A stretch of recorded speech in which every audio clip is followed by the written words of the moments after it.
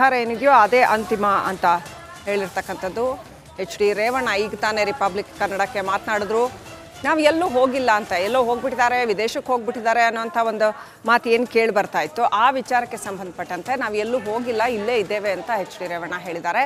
ಉಚ್ಚಾಟನೆ ಬಗ್ಗೆ ಪಕ್ಷ ಏನು ನಿರ್ಧಾರ ತಗೊಳುತ್ತಾ ಅದೇ ಅಂತಿಮ ಅಂತ ಹೇಳಿದ್ದಾರೆ. ನೀವು ಉಚ್ಚಾಟನೆ ಬಗ್ಗೆ ನಿಮ್ದೇನಾದರೂ ಆಕ್ಷೇಪ ಅಥವಾ ಏನು ಹೇಳ್ತೀರಾ ಅಂತ ಕೇಳಿದ್ದಕ್ಕೆ ಪಕ್ಷ ಏನು ನಿರ್ಧಾರ ತಗೊಳುತ್ತಾ ಅದು ಅಂತಿಮ ಅಂತ ಹೇಳಿದ್ದಾರೆ. ಭಾಳ ನ್ಯೂಟ್ರಲ್ ಆಗಿ ರೇವಣ್ಣ ರಿಯಾಕ್ಟ್ ಮಾಡಿದ್ದಾರೆ. ಎಲ್ಲೂ ಹೋಗಿಲ್ಲ, ಇಲ್ಲೇ ಇದ್ದೀವಿ ಅಂತ ಮಾಧ್ಯಮಗಳ ಮುಂದೆ ಬಂದು ಇವತ್ತು ಎಚ್ ಡಿ ರೇವಣ್ಣ ಮಾತನಾಡಿದ್ದಾರೆ.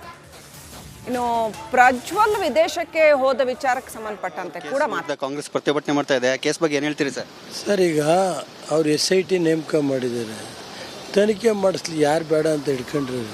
ಇದೆಲ್ಲ ನಮ್ಮ ಕುಟುಂಬಕ್ಕೆ 40 ವರ್ಷದಿಂದ COD ಲೋಕಾಯುಕ್ತ ಎಲ್ಲ ನಡೆಸಿರುವಂಥದ್ದು. ಇವೆಲ್ಲ ನಾವು ಎದುರಿಸಕ್ಕೆ ರೆಡಿ. ಅದ್ರ ಬಗ್ಗೆ ಪ್ರಕರಣ ಬಗ್ಗೆ ಏನು ಹೇಳ್ತೀರಿ ಸರ್? ಮಹಿಳೆಯರು ಕೂಡ ದೂರು ಕೊಟ್ಟಿದ್ದಾರೆ. ಸರ್, ಅದೆಲ್ಲ ತನಿಖೆ ಮಾಡಲಿ ಸರ್, ನಾವು ಬೇಡ ಅಂತ. ತನಿಖೆ ಮಾಡಿ ಏನೈತೆ ಮಾಡಲಿ. ಅದಕ್ಕೆ ನನಗೇನು ನೋಡಿ ಸರ್, ಈ ಥರ ಈಗ ನಾನು ಯಾವುದೂ ರಿಯಾಕ್ಟ್ ಮಾಡಲ್ಲ. ದಯಮಾಡಿ ಉಚ್ಚಾಟನೆ ಮಾಡಬೇಕು ಅಂತ ಕೆಲವರೆಲ್ಲ ಒತ್ತಾಯ ಮಾಡ್ತಾ ಇದ್ದಾರೆ. ಅದನ್ನು ಪಾರ್ಟಿ ಏನು ಡಿಸಿಷನ್ ತಾಳುತ್ತೋ ಅದಕ್ಕೆ ಬದ್ಧ. ಈಗ ದೇವೇಗೌಡರ ಬಗ್ಗೆ ಏನಾದರೂ ಮಾತಾಡಿದ್ರ? ಅವರು ದೇವೇಗೌಡ ಹತ್ರ ಕೇಳಿ ಸರ್, ಬರಲ್ಲ ಸರ್. ಇದಿಷ್ಟು ರೇವಣ್ಣ ಅವರ ಹೇಳಿಕೆ. ತನಿಖೆ ಆಗಲಿ, ತನಿಖೆ ಆದಮೇಲೆ ಎಲ್ಲ ಹೊರಗಡೆ ಬರಲಿ ಅನ್ನೋದು ರೇವಣ್ಣ ಅವರ ಹೇಳಿಕೆ. ಉಚ್ಚಾಟನೆ ವಿಚಾರ ದೇವೇಗೌಡರಿಗೆ ಬಿಟ್ಟಿದ್ದು, ಅವ್ರನ್ನೇ ಕೇಳಿ ಅನ್ನೋ ಮಾತನ್ನು ರೇವಣ್ಣ ಅವರು ಹೇಳ್ತಾ ಇದ್ದಾರೆ. ಕ್ಯಾಮ್ರಾ ಪರ್ಸನ್ ಕಾಂತರಾಜ್ ಜೊತೆ ಸತೀಶ್ ಕುಮಾರ್, ರಿಪಬ್ಲಿಕ್ ಕನ್ನಡ. ನಮ್ಮ ಜೊತೆ ರೇವಣ್ಣ ಇದ್ದಾರೆ. ಸರ್, ಪ್ರಜ್ವಲ್ ಅವ್ರ ಕೇಸ್ ವಿರುದ್ಧ ಕಾಂಗ್ರೆಸ್ ಪ್ರತಿಭಟನೆ. ಅವ್ರು SIT ನೇಮಕ ಮಾಡಿದ್ದಾರೆ, ತನಿಖೆ ಮಾಡಿಸ್ಲಿ, ಯಾರು ಬೇಡ ಅಂತ ಹಿಡ್ಕೊಂಡ್ರು. ಇದೆಲ್ಲ ನಮ್ಮ ಕುಟುಂಬಕ್ಕೆ 40 ವರ್ಷದಿಂದ COD ಲೋಕಾಯುಕ್ತ ಎಲ್ಲ ನಡೆಸಿರುವಂಥದ್ದು. ಇವೆಲ್ಲ ನಾವು ಎದುರಿಸಕ್ಕೆ ರೆಡಿ. ಅದ್ರ ಬಗ್ಗೆ ಪ್ರಕರಣ ಬಗ್ಗೆ ಏನು ಹೇಳ್ತೀರಿ ಸರ್? ಮಹಿಳೆಯರು ಕೂಡ ದೂರು ಕೊಟ್ಟಿದ್ದಾರೆ. ಸರ್, ಅದೆಲ್ಲ ತನಿಖೆ ಮಾಡಲಿ ಸರ್, ನಾವು ಬೇಡ ಅಂತ. ತನಿಖೆ ಮಾಡಿ ಏನೈತೆ ಮಾಡಲಿ. ಅದಕ್ಕೆ ನನಗೇನು ವಿಚಾರ. ಹಾಗೇನೆ ಪ್ರಜ್ವಲ್ ರೇವಣ್ಣ ಯಾಕೆ ವಿದೇಶಕ್ಕೆ ಹೋದ್ರು ಅನ್ನೋಂಥ ವಿಚಾರ, ಆಮೇಲೆ ನಿಮ್ಮನ್ನ ಉಚ್ಚಾಟನೆ ಮಾಡ್ತಾರಂತೆ ಅನ್ನೋಂಥ ವಿಚಾರ, ಇದೆಲ್ಲದಕ್ಕೂ ಕೂಡ ರೇವಣ್ಣ ಪ್ರತಿಕ್ರಿಯೆ ಕೊಟ್ಟಿದ್ದಾರೆ ರಿಪಬ್ಲಿಕ್ ಕನ್ನಡಕ್ಕೆ.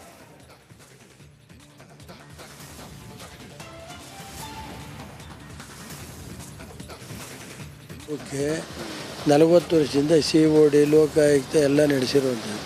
ಇವೆಲ್ಲ ನಾವು ಎದುರಿಸಕ್ಕೆ ರೆಡಿ. ಅದ್ರ ಬಗ್ಗೆ ಪ್ರಕರಣ ಬಗ್ಗೆ ಏನು ಹೇಳ್ತೀರಿ ಸರ್? ಮಹಿಳೆಯರು ಕೂಡ ದೂರು ಕೊಟ್ಟಿದ್ದಾರೆ. ಸರ್, ಅದೆಲ್ಲ ತನಿಖೆ ಮಾಡಲಿ ಸರ್, ನಾವು ಬೇಡ ಅಂತ. ತನಿಖೆ ಮಾಡಿ ಏನೈತೆ ಮಾಡಲಿ. ಅದಕ್ಕೆ ನನಗೇನು ನೋಡಿ ಸರ್, ಈ ಥರ ಈಗ ನಾನು ಯಾವುದೂ ರಿಯಾಕ್ಟ್ ಮಾಡಲ್ಲ. ದಯಮಾಡಿ ಉಚ್ಚಾಟನೆ ಮಾಡಬೇಕು ಅಂತ ಕೆಲವರೆಲ್ಲ ಒತ್ತಾಯ ಮಾಡ್ತಾ ಇದ್ದಾರೆ. ಅದನ್ನು ಪಾರ್ಟಿ ಏನು ಡಿಸಿಷನ್ ತಾಳುತ್ತೋ ಅದಕ್ಕೆ ಬದ್ಧ. ಈಗ ದೇವೇಗೌಡರ ಬಗ್ಗೆ ಏನಾದರೂ ಮಾತಾಡಿದ್ರ? ಅವರು ದೇವೇಗೌಡ ಹತ್ರ ಕೇಳಿ ಸರ್, ಬರಲ್ಲ ಸರ್. ಅವ್ರು SIT ನೇಮಕ ಮಾಡಿದ್ದಾರೆ, ತನಿಖೆ ಮಾಡಿಸ್ಲಿ, ಯಾರು ಬೇಡ ಅಂತ ಹಿಡ್ಕೊಂಡ್ರು. ಇದೆಲ್ಲ ನಮ್ಮ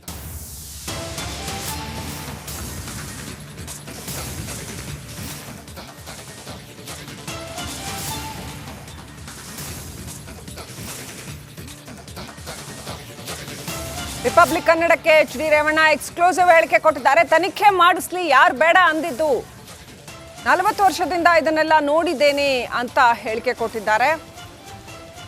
ರಿಪಬ್ಲಿಕ್ ಕನ್ನಡಕ್ಕೆ ಎಕ್ಸ್ಕ್ಲೂಸಿವ್ ಆಗಿ ಮಾತನಾಡಿದ್ರು ಎಚ್ ಡಿ ರೇವಣ್ಣ. ಅವರಲ್ಲಿ ಈ ಕ್ಷಣಕ್ಕೆ ಯಾವುದೇ ಹಿಂಜರಿಕೆ ಕಾಣಲಿಲ್ಲ. ಓಪನ್ ಆಗಿ ಮಾತನಾಡಿದ್ರು ರಿಪಬ್ಲಿಕ್ ಕನ್ನಡಕ್ಕೆ. 40 ವರ್ಷದಿಂದ ಇದನ್ನೆಲ್ಲ ನೋಡಿದ್ದೇನೆ, ತನಿಖೆ ಮಾಡಿಸ್ಲಿ, ತನಿಖೆ ಮಾಡ್ತೀವಿ ಅಂತ ಹೇಳಿದಾರಲ್ಲ ಸರ್ಕಾರ, ತನಿಖೆ ಮಾಡಿಸ್ಲಿ ಅಂತ ಹೇಳಿದ್ದಾರೆ. ನಮ್ಮ ಜೊತೆ ರೇವಣ್ಣ ಇದ್ದಾರೆ. ಸರ್, ಪ್ರಜ್ವಲ್ ಅವ್ರ ಕೇಸ್ ವಿರುದ್ಧ ಕಾಂಗ್ರೆಸ್ ಪ್ರತಿಭಟನೆ ಮಾಡ್ತಾ ಇದೆ. ಕೇಸ್ ಬಗ್ಗೆ ಏನು ಹೇಳ್ತೀರಿ ಸರ್? ಸರ್, ಈಗ ಅವ್ರು SIT ನೇಮಕ ಮಾಡಿದ್ದಾರೆ, ತನಿಖೆ ಮಾಡಿಸ್ಲಿ, ಯಾರು ಬೇಡ ಅಂತ ಹಿಡ್ಕೊಂಡ್ರು. ಇದೆಲ್ಲ ನಮ್ಮ ಕುಟುಂಬಕ್ಕೆ 40 ವರ್ಷದಿಂದ COD ಲೋಕಾಯುಕ್ತ ಎಲ್ಲ ನಡೆಸಿರುವಂಥದ್ದು. ಇವೆಲ್ಲ ನಾವು ಎದುರಿಸಕ್ಕೆ ರೆಡಿ.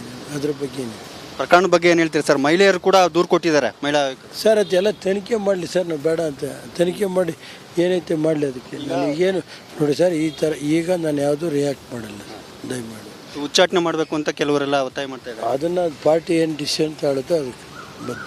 ಈಗ ದೇವೇಗೌಡರ ಬಗ್ಗೆ ಏನಾದರೂ ಮಾತಾಡಿದ್ರ? ಅವರು ದೇವೇಗೌಡ ಹತ್ರ ಕೇಳಿ ಸರ್, ಬರಲ್ಲ ಸರ್. ಇದಿಷ್ಟು ರೇವಣ್ಣ ಅವರ ಹೇಳಿಕೆ. ತನಿಖೆ ಆಗಲಿ, ತನಿಖೆ ಆದಮೇಲೆ ಎಲ್ಲ ಹೊರಗಡೆ ಬರಲಿ ಅನ್ನೋದು ರೇವಣ್ಣ ಅವರ ಹೇಳಿಕೆ.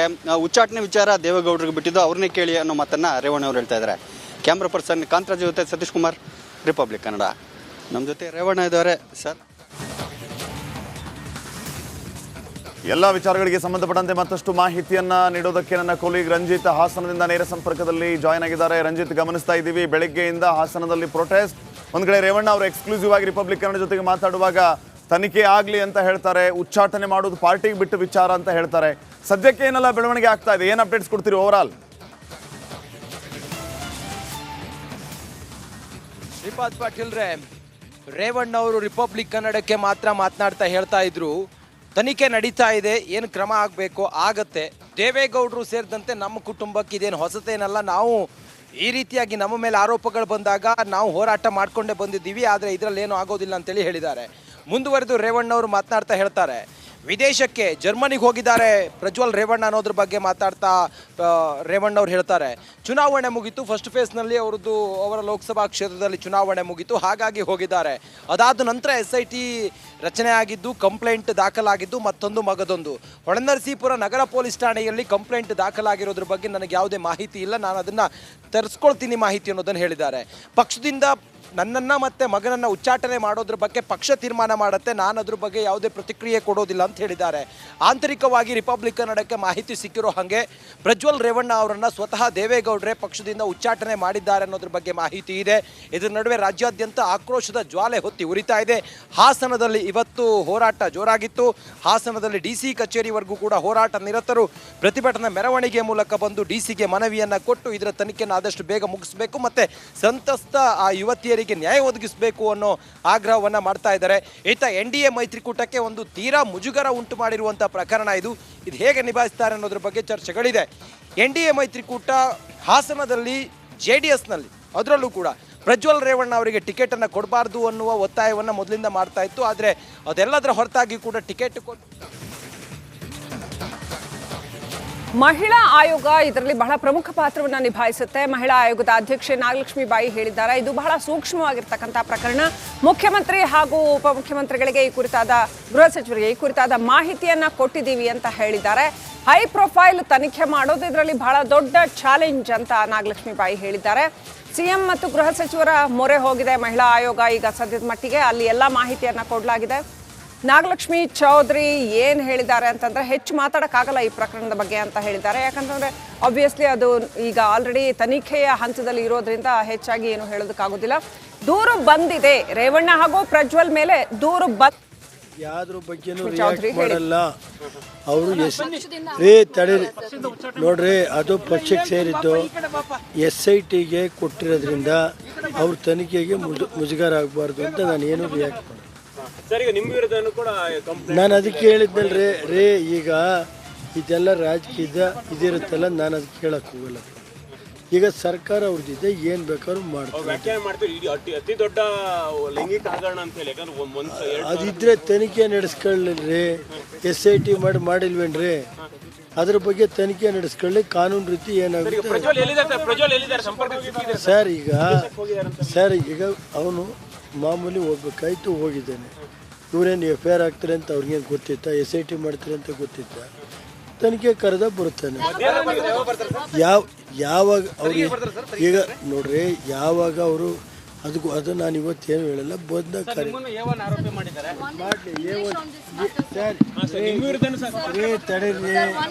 ನಿಮಿಷ ತಗೊಳ್ಕೊಡಿಲ್ಲ.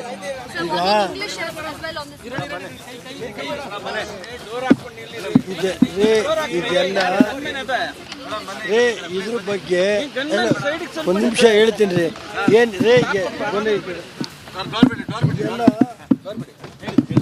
ಇದೆಲ್ಲ ನೋಡ್ರಿ,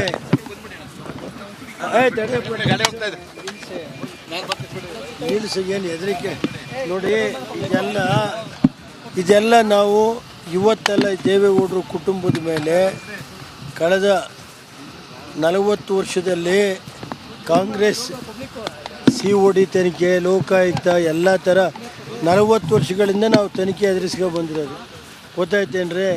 ದೇವೇಗೌಡರ ಮೇಲೆ COD ತನಿಖೆ ನಡೆಸಿದ್ರು ಅವತ್ತು. ಏನೇನು ಅದರ ಬಗ್ಗೆ ಇವತ್ತು ನಾನೇನು ರಿಯಾಕ್ಟ್ ಮಾಡಲ್ಲ.